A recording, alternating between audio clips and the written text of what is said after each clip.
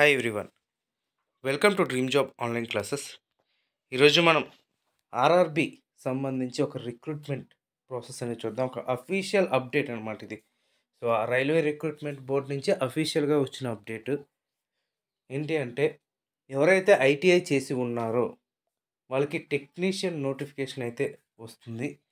So దానికి ఆన్లైన్లో apply చేయాలి, దానికి ఏజ్ లిమిట్, ఇవన్నీ కూడా మనం క్లియర్గా చూద్దాం. ఇంకా ఐటీఐ మొన్న ఏఎల్పి పడింది ఐటీఐ మీదే. దానిలో కొన్ని ట్రేడ్స్ మాత్రమే ఇచ్చారు.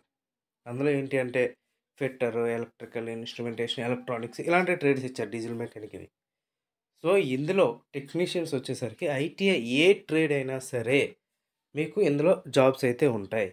వన్ ఈ ట్రేడ్, కార్పెంటర్ అయినా, ప్లంబర్ అయినా, పెయింటర్ అయినా, ఏదైనా కానీ, టర్నర్ అయినా, ఏదైనా కానీ ఇందులో ట్రేడ్స్ ఉంటాయి.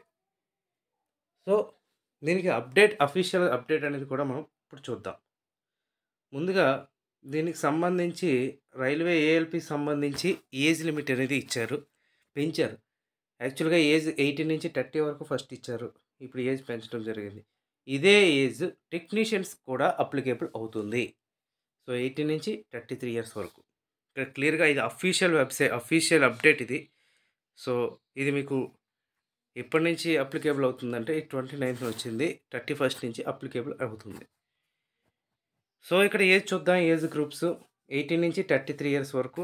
అలాగే అప్పర్ ఏజ్ లిమిట్ వచ్చేసరికి యూఆర్, అన్రిజర్వ్డ్ మరియు ఈడబ్ల్యూఎస్ ఎకనామికల్ వీకర్ సెక్షన్స్కి 27/1991 గుర్తుపెట్టుకోండి. 27/1991 తర్వాత ఎవరైతే జన్మించారో వాళ్ళందరికీ కూడా ఎలిజిబిలిటీ అనేది ఉంటుంది, యూఆర్ మరియు ఈడబ్ల్యూఎస్.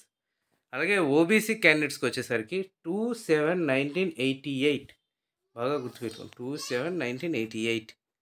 అలాగే ఎస్సీ ఎస్టీ వాళ్ళకైతే 27/1986. సో లోవర్ ఏజ్ లిమిట్ వచ్చేసరికి 17/2006. ఈ మధ్యలో ఉన్న వాళ్ళు అప్లై అయితే చేసుకోవచ్చు. సో దీనికి ఎగ్జామినేషన్ ఫీజు ఇవన్నీ కూడా ప్యాటర్న్ అన్నీ కూడా ఆల్రెడీగా ఇంతకుముందు నేను ఎక్స్ప్లెయిన్ చేశాను.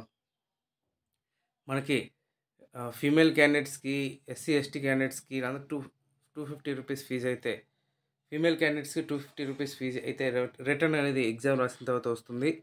అలాగే మేల్ క్యాండిడేట్స్ కూడా వచ్చేస్తుంది. రిటర్న్ అంటే 100 రూపీస్ కట్ చేసుకొని రిమైనింగ్ అమౌంట్ అనేది రీఫండ్ అనేది వస్తుంది. ఇంకా టెక్నీషియన్ యొక్క అఫీషియల్ సంబంధించి చూద్దాం. ఇక్కడ ఇచ్చారు advance notice regarding centralise employment notification for the recruitment of technicians in Indian railways.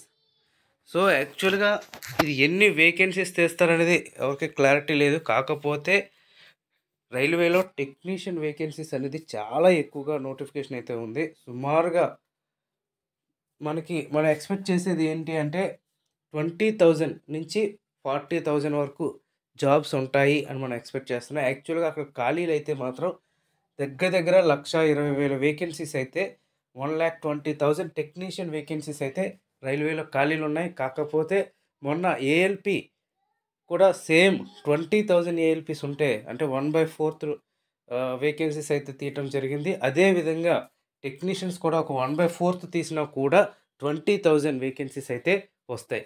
So ఎవరైతే ఐటీఐ చేసి ఉన్నారో రైల్వే అప్రెంటిస్‌షిప్ చేసిన వాళ్ళకి బాగుంటుంది ఛాన్స్. రైల్వే అప్రెంటిస్‌షిప్ చేసిన వాళ్ళకి ప్రిఫరెన్స్ అయితే ఇస్తారు.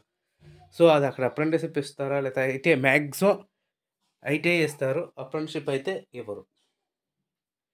సో అది ఏం జరుగుతుందనేది అఫీషియల్ నోటిఫికేషన్లో చూడాలి. కాకపోతే ఇక్కడ మేము త్వరలో ఈ యొక్క నోటిఫికేషన్ రిలీజ్ చేస్తామని అఫీషియల్గా వాళ్ళే ఇంటిమేట్ చేయటం జరిగింది.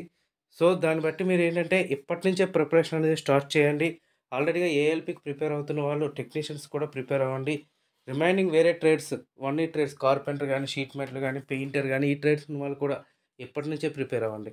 మీరు ప్రిపేర్ అవ్వాల్సింది ఏంటి అంటే టెక్నికల్ మరియు నాన్ టెక్నికల్ కూడా ప్రిపేర్ అవ్వాలి. ఎందుకంటే ఇక్కడ మనకు మెయిన్ ఇంపార్టెంట్ ఏంటి అంటే ఇంగ్లీష్ అనేది ఉండదు. గుర్తుపెట్టుకోండి, ఇంగ్లీష్ సబ్జెక్ట్ అనేది ఉండదు. కాబట్టి only arithmetic, reasoning, general science, general knowledge, general awareness చదవాలి.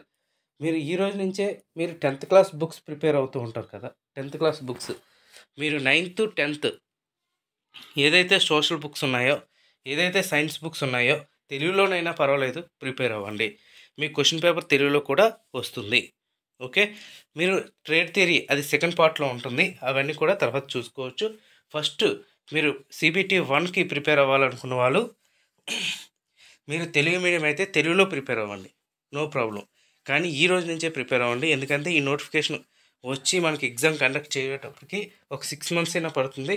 ఆ 6 మంత్స్‌లో మీరు డెఫినెట్‌గా బాగా ప్రిపేర్ అయినట్టయితే మీకు జాబ్ మీకే వస్తుంది. ఓకే.